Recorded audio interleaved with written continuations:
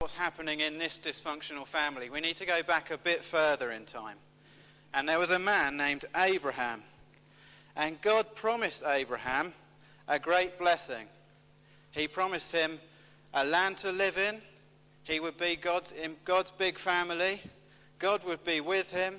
He would know God's kindness.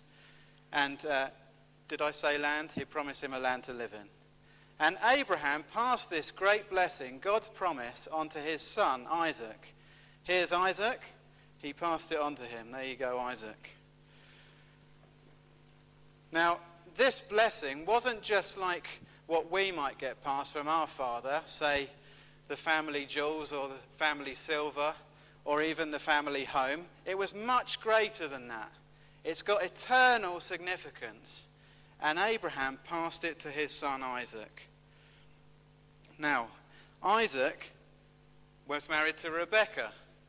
And in chapter 25, verse 23, we saw that God promised Rebekah that this blessing, this promise, wouldn't be passed to their eldest son. It would be passed to their youngest son, Jacob, instead of Esau. This is Jacob. But Isaac had other ideas.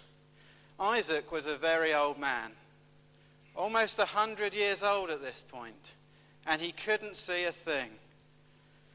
Isaac loved the taste of game. He loved what could be hunted and put in his belly. Esau was his oldest son. Esau was a hunter, so Isaac loved Esau the best. He was his favourite.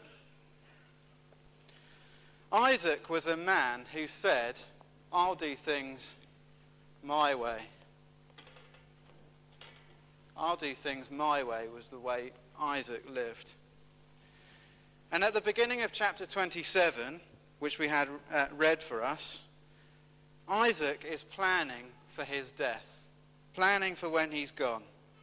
And we see in chapter 27, verse 1, what he's going to do.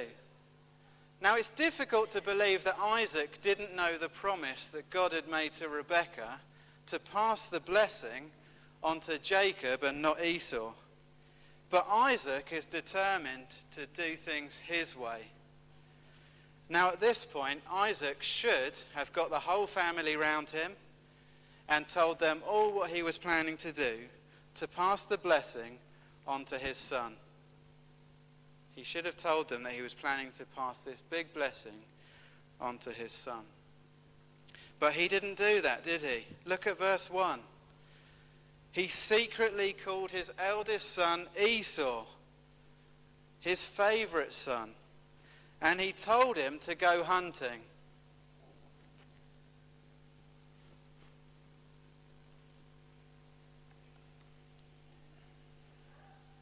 And then Isaac would give Esau this special blessing. So in spite of God's promise to give the blessing to Jacob, not Esau, Isaac is determined, I'll do things my way. And he plans to bless his eldest son, Esau, instead. Now, who is Esau? Esau was the eldest of the twin brothers. He was a hairy man. He had red hair, and Esau loved hunting game. He loved the outdoors and being outside. He was the kind of man who said, I'll live now and do God later. Live now, God later. Esau was a man who lived for the moment. He wanted what he could have now. He was more concerned with what he could have right at this point in time, more interested in that than he was in God's promises. Esau, you can sit down again. Thank you. We saw this in chapter 25. When Esau swapped his birthright, a very important thing, being the firstborn in the family, he swapped it for a bowl of stew that he could have right there and then. But now, flashing forward to our story today, Esau wants the blessing that's on offer. And he's prepared to break the promise he made in chapter 25 to get hold of this blessing. We see Esau's attitude again in the verses just before our reading. We're told in chapter 26, verses 34 and 35, that Esau isn't concerned with God's blessing and promise, and instead deliberately marries two women from God's enemies. He deliberately marries two women who aren't God's people, but are God's enemies. He's more interested in living now and doing God later. And in spite of God's promises, Isaac's determined to do things his way. He plans to secretly give the blessing to his eldest son Esau, but look at verse 5. Rebekah suspects that this might happen. And Rebekah was listening at the door as Isaac hatched his plan to give the blessing to Esau. Rebekah is Isaac's wife. Here she is. We're told in the Bible that she's a very beautiful lady, a very clever lady, and she's a very cunning lady. She would have been a dominating woman, driven to get what she wants, and nobody would stand in her way. She would have been on every committee there was to be on.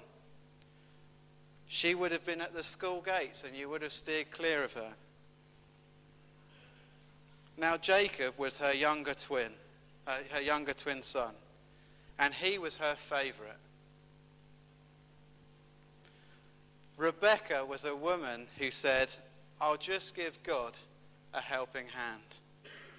And we can see this as we look at verses 5 to 17, where even though God had promised Rebekah that Jacob would receive the blessing, Rebekah doesn't trust God to do what he said. She doesn't trust God's timing, and she takes matters into her own hands. And she panics. She overhears them in the tent. She heard Isaac planning to give the blessing to Esau, not to Jacob, and she panics. She thinks, oh no, once the blessing's given, it can't be taken back. It can't be changed. So as soon as Esau goes, Rebekah calls Jacob. She told him that she'd heard Isaac's plan to give the blessing to Esau, and she takes matters into her own hands. And Rebekah commanded Jacob to get 2 young goats so that she could make the same tasty meal for Isaac, and that Jacob could get the blessing instead.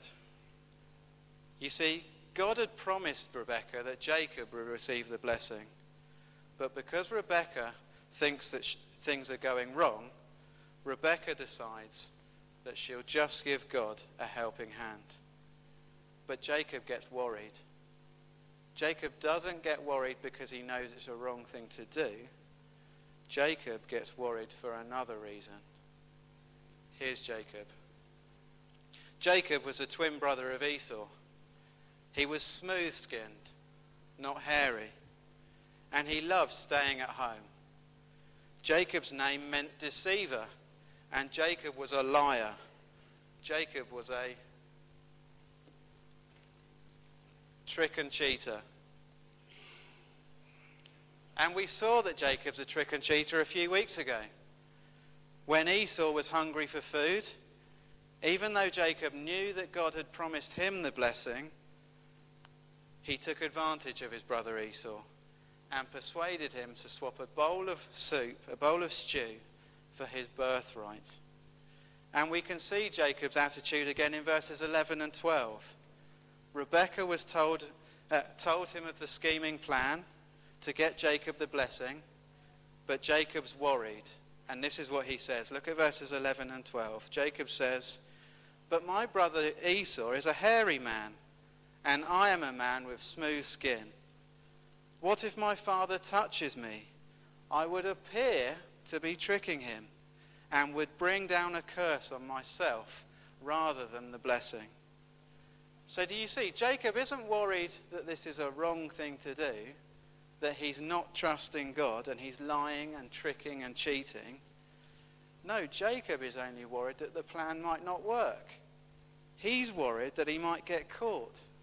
And instead of getting God's blessing, he's worried that he's going to get bad things. He's going to get God's curse on him. But the story moves on. Rebekah reassures Jacob that the scheming will work, and they put the plan into action. So Rebekah prepares the favourite meal for Isaac. And then, just as if Jacob is a little boy on his first day to school, Rebekah takes charge, dresses him in some of Esau's clothing, wraps him in some animal clothes, animal skin, so that he'll feel hairy. She gives him the meal she's prepared and sends him off to take advantage of her husband Isaac. She must have been standing at the tent door listening. And this must have been a very tense scene. As Isaac went in to see his dad dressed as his brother Esau. All the way through this scene, we're wondering, aren't we? Will Esau burst in at any moment and claim the blessing? Will Isaac smell a rat and discover that this is Jacob, not Esau? Will Jacob get found out and instead of receiving God's blessing, receive a curse? Now, in spite of God's promise to bless Jacob, they put this tricking and cheating plan into action. 4 times we're told that Jacob tricks and cheats his dad in this scene. 4 times he either lies using his words or by making him think that he's hairy like his brother. He even lies about having God help him to hunt the game so quickly to make the tasty food. But by verse 25, Isaac's pretty much convinced that Jacob is Esau. So he told him to bring him the tasty food, and he brought it to him, and Isaac ate it.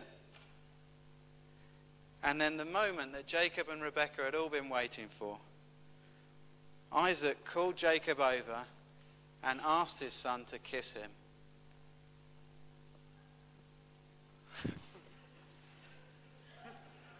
As Jacob kissed Isaac, the smell of Esau's clothes convinced him that he really was Esau. And so Isaac, now full of his favourite food, hands over the blessing to his son. He lavishes these blessings from God on Jacob, and Jacob leaves.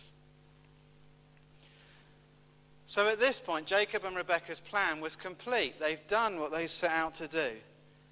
But no sooner had they completed it than Esau burst into the room with his food for his dad. It's under your chair. He's been out hunting. With the food to claim the blessing for himself. And confused, Isaac asks, "Who are you?" And as soon as Esau answered, "I am your son, your firstborn, Esau," Isaac trembled. You see, his plan to do things against God had failed.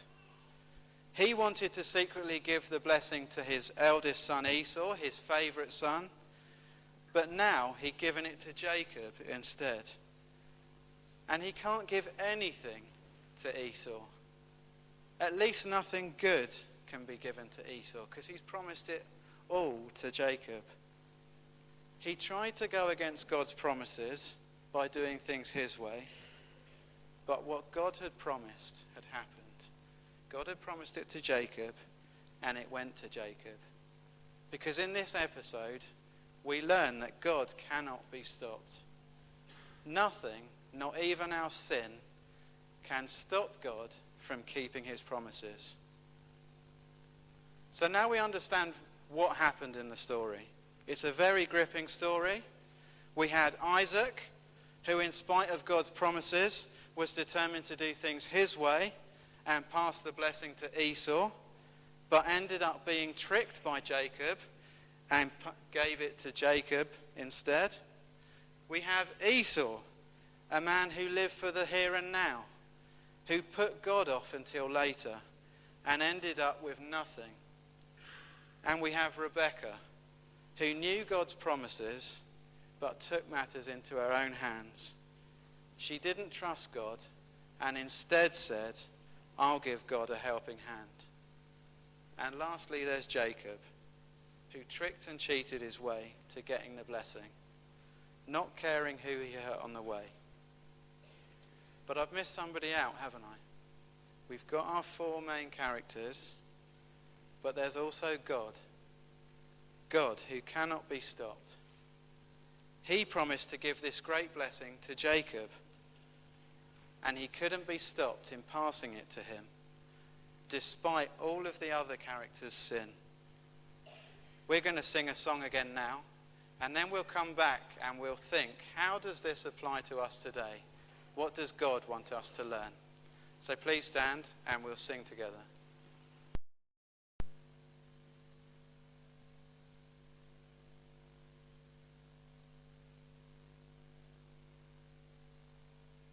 Do they?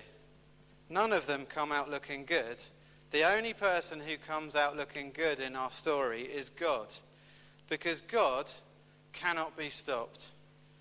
Nothing in the story could stop him. Not even the character's sin could stop him from keeping his promises to pass the blessing to Jacob. Now step forward, Esau. Esau is a challenge to us in this story. If you're here this morning and you're not trusting the Lord Jesus, you wouldn't consider yourself a Christian, then it's so great to see you here. We're really glad that you're here. Esau is a challenge to you this morning. Esau lived his whole life for now. He lived his life for the moment, living for the here and now, enjoying what life could give him. Even, you could say, getting married to the world when he married his two wives who weren't from God's people. He lived for now and put off God's promises until later. But we saw, didn't we, it ended in tears for Esau. By the time he did get round to considering God and his blessing, it was too late for him and he missed out. So Esau is a challenge for us. Don't keep putting God off until later. Hebrews 12 in the New Testament tells us that Esau is also a challenge for us if we are trusting the Lord Jesus, if we would consider ourselves a Christian. Esau is a challenge for Christians too. You see, Esau went to Pebbles as a toddler. Esau grew up going to church. Esau never missed Scramblers or Climbers Plus or X-Paths. Esau went to camp every year. Esau went to Rooted every Sunday. Esau attended Christianity Explored. Esau led his home group. Esau was at Lunch Connection every month without fail. But deep down, Esau stubbornly refused to listen to God, to really take seriously God's offer and promise. Esau lived for what he could have now and put God off until later. And there's an element of Esau in each one of us. So today it would be a great idea to list down all the promises that we do have from God. The promise of a big family, a big church family here, and church family all around the world. The promise of Jesus always with us by his Holy Spirit, helping us and living in us. The promise of God's forgiveness and love for us that we can never have taken away from us. And the promise of land, the land of heaven to look forward to. There's many, many more. But why not list them down for yourself? Actually write them down and ask yourself, do I really prefer the things of this world and the things that this world can offer more than the promises of God? And when the answer is no, you can be sure that you're not an Esau. And then there's Isaac. Isaac, Rebekah, and Jacob. There's all three of these. And these three characters in the story are encouragements to us. Not because of their attitudes and the sin they commit. It's not an encouragement to live like them. This story and the whole of the Bible is very clear that the way they behaved is not good. God doesn't approve of their attitudes, of their sinful ways. Because as we read the rest of Genesis, we see that Isaac, Rebekah, and Jacob all suffered the consequences of their sin. No, the encouragement of these three characters for us is that God can't be stopped despite their sin. Not even our sin can stop God from keeping his promises to us. Isaac wants to do things his way. He wants to block God and to pass the blessing to Esau. But in verses 3 and 4 of chapter 28, which is the next chapter on, Isaac realizes that God can't be stopped. Everything he wanted to do to stop God has been thwarted. And instead, Isaac submits to God and passes the blessing on to his son Jacob willingly, without being tricked. Then there's Rebekah. Rebekah who says, I'll just give God a helping hand. Even though she has the promises of God, she refuses to trust God to do what he's promised, so starts scheming. And there's Jacob, a shameful trick and cheater. All of these characters, all of their sin in the story, and yet God cannot be stopped. Not even our sin can stop God from keeping his promises. None of Isaac's doing things his way. None of Rebekah's giving God a helping hand. None of Jacob's trick or treating. None of it can stop God from doing what he's promised. God even does what he's promised using their sinful behavior. And if we flash forward to Acts chapter 2 in our Bibles, it tells us that this happened even more clearly at the cross.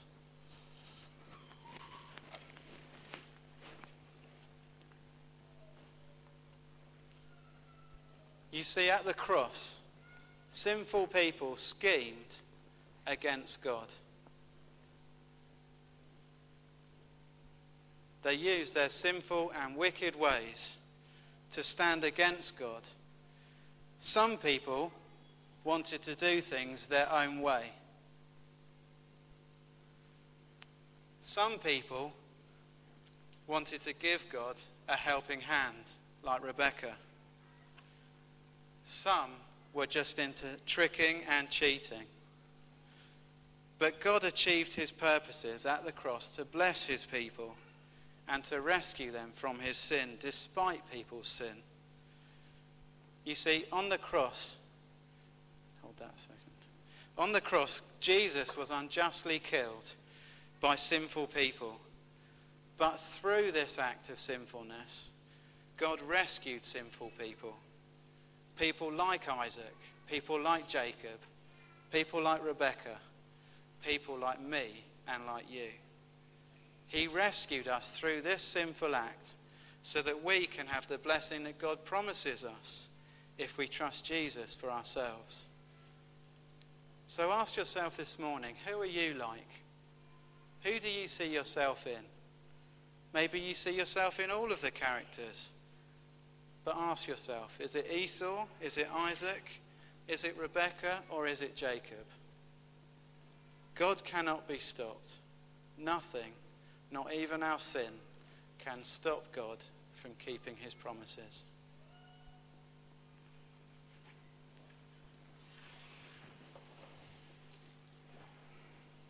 And I'll pass back over to Joel.